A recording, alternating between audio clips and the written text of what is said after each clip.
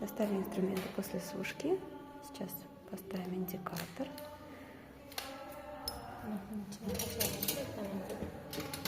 Закрываем. Вот индикатор. Он должен быть коричневым цветом. Если он не будет коричневым цветом, то его плохо простерилизовали. Придется заново. Bu içkisi edi bu. Bu tashqisi.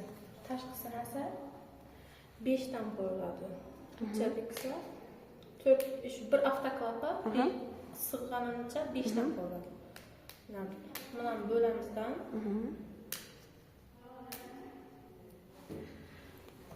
az avtoklapa qo'yacaq vaqti.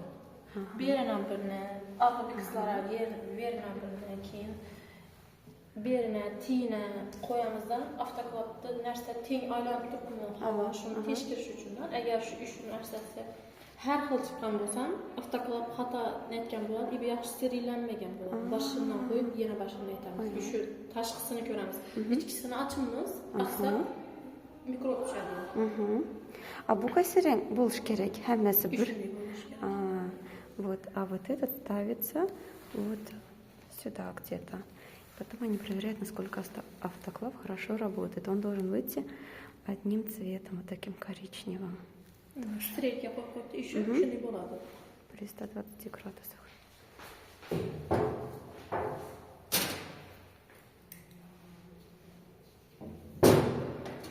Özü standart vaqti bor. 11dan 10 minut o'tganda qo'yishimiz kerak. Agar siz teshkirib kelsa, qanday qolgan bo'lsa, bizlarga gap keladi. Shuning uchun vaqtida qo'yamiz.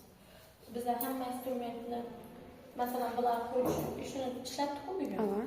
Lekin bizlar hammasini ishlatdi deb hisobga olingan bo'lganda, masalan, har bir instrumentda 1 minutdan vaqt ketadi.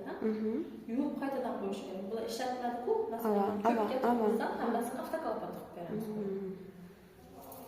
Чандан.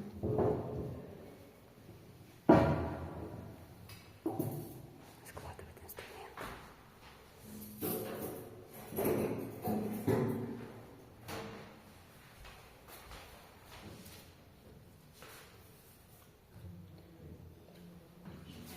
Evet ki.